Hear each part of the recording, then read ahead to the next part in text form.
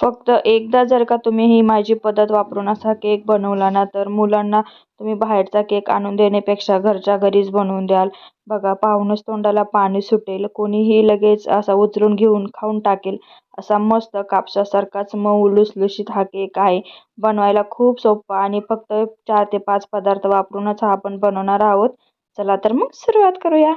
तर हा केक बनवण्यासाठी इथे मी घेतला आहे 1 वाटी दही आणि इथे साधारणतः 5 चमचे तेल घेतलं आहे. जे आपले पोहे खायचा चमचा असतो त्या चमच्याने 5 चमचे तेल घ्यायचं.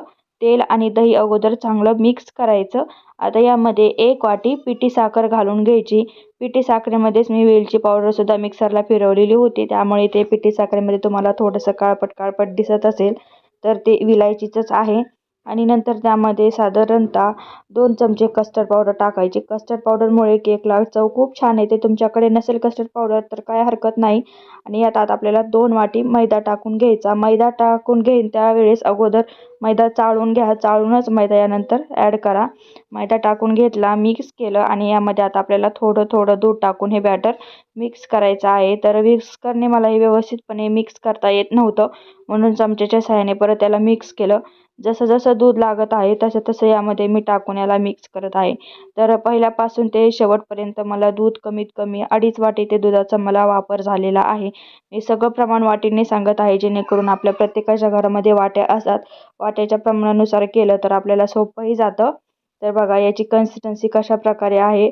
आता व्यवस्थितपणे बॅटर मिक्स झालं की आता यामध्ये मी टुटी फ्रुटी टाकून घेत आहे. टुटी फ्रुटीमुळे आपल्या केकला छान चव येते.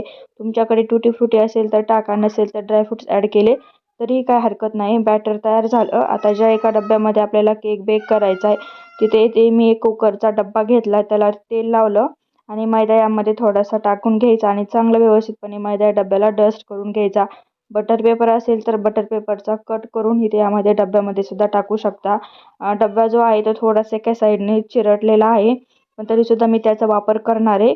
आता एका वाटीत परत थोडीशी टुटी फ्रुटी घेतली आणि त्यामध्ये थोडासा मैदा टाकून घेतला आहे, कारण नंतर आपण डब्यामध्ये बॅटर ओतल्याच्या नंतर वरतून ती टुटी फ्रुटी आपल्याला टाकून घ्यायची. आता आज आपण बेकिंग सोडा, बेकिंग पावडरचा वापर न करता हा केक बनवणार आहोत. तर इथे मी इनो घेतलं. इनोचं एक पॅकेट घेतलं आहे, जे आपल्याला 10 रुपयाला भेटतं. तर इथे हेच पॅकेट मी इथे यामध्ये टाकून घेत आहे आणि पॅकेट टाकल्याच्या नंतर यावर आपल्याला थोडंसं दूध टाकून घ्यायचं किंवा पाणी थोडंसं टाकलं तरीही चालतं. तर बघा, दूध टाकल्याच्या नंतर असं वरतून असं फसफस करत आले. इनो टाकल्यामुळे ना केक एकदम असा स्पॉन्जी, मऊ, लुसलुशीत, जाळीदार होतो.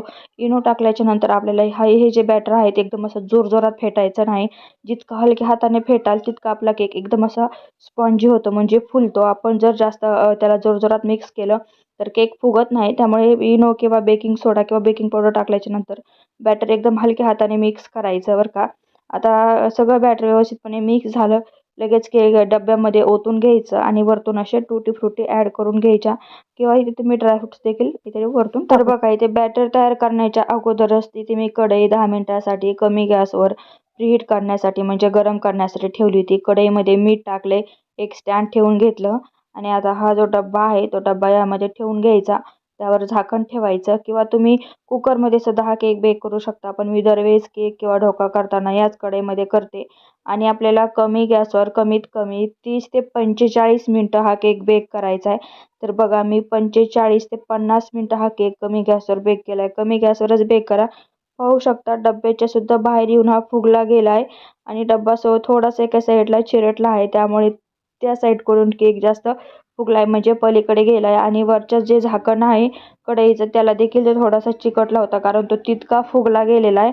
आणि बघा, आता व्यवस्थितपणे आपला केक बेक झाला आहे का नाही हे पाहण्यासाठी इथे मी चाकू घेतला. चाकू केकमध्ये टाकून पाहिला तर बघा, तुम्ही पाहू शकता कसलाही चाकूला आपला केक चिकटलेला नाही. एकदम व्यवस्थितपणे जे आपला चाकू आहे तो बाहेर निघलेला आहे. केक कसलाही चिकटला नाही, म्हणजे केक एकदम व्यवस्थित बेक झाला आहे. तुम्ही जर चेक केला, जर थोडंसं केक बताईला चिकटला तर परत थोडंसं झाकण ठेवून 5 मिनटं त्याला आणखीन बेक करा, म्हणजे केक परत व्यवस्थितपणे छान बेक होईल. वरतून टुटी फ्रुटी टाकून घेतली आहे मी परत.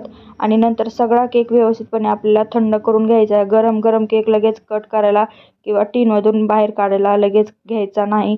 गरम गरम केक जर टीनमधून आपण बाहेर काढायला जाऊ तर तो तुटेल. तर बघा, मी सुद्धा वरतून असा हा डब्बा टॅप केला तर माझा सुद्धा केक थोडासा, इतका म्हणजे जास्तही नाही, थोडासा तो जरा तुटला आहे. कशामुळे? कारण तो एवढा स्पॉन्जी झाला आहे ना, काय सांगू आता तुम्हाला. मी व्हिडिओमध्ये तर मला जेवढं दाखवते ते तेवढं मी दाखवते, पण तुम्हाला शब्दात सांगू शकत नाही. हा केक खरंच एक नंबर झाला. मी आतापर्यंतचे जेवढे केक केले तेवढ्या केकमध्ये हा एक नंबर केक आहे. आणि बघा तुम्ही थोडंसं पाहू शकता, डब्बा थोडासा चिरटलेला असल्यामुळे तो केकचा आकार थोडासा जरा म्हणजे थोडासा असा तिरपा गेला, पण फुगलाय. जाऊ द्या, फुगण्याशी मतलब आहे आपल्याला. कसा का असेना आपला फुगलाय ना भारी. मला तर खरंच खूप आनंद झाला होता. आता बघा म्हणजे कसं, एखादी पदार्थ आपण बनवायला घेतला किंवा एखादी रेसिपी बनवायला घेतली आणि ती एकदम परफेक्ट तयार झाली, तर किती आनंद आपल्या स्वतःलाच होतो, बरोबर आहे का नाही? तसाच आनंद मला देखील झाला होता. आणि हा केक एवढा भारी झाला होता ना, आता मी शब्दात सांगू शकत नाही तुम्हाला. तुम्ही एकदा ट्राय करून बघा आणि नंतर मला येऊन सांगा. तर बघा पाहू शकता मी कट केला आहे आणि तुम्हाला थोडंसं असं प्रेस करून दाखवते. तर बघा प्रेस केल्याच्या नंतर सुद्धा तो वरती परत येत आहे. म्हणजेच आपला केक एकदम असा सुपर सॉफ्ट झाला आहे. सगळा केक इथे मी कट करून घेतला आहे. काही अशा आकारामध्ये, काही परत दुसऱ्या आकारामध्ये सुद्धा थोडा कट केला आहे. पाहू शकता, दिसत आहे ना एक नंबर, जसं काय मार्केटमधूनच विकत आणला आहे. घरच्या घरीच मस्त सुपर सॉफ्ट केक करून खा.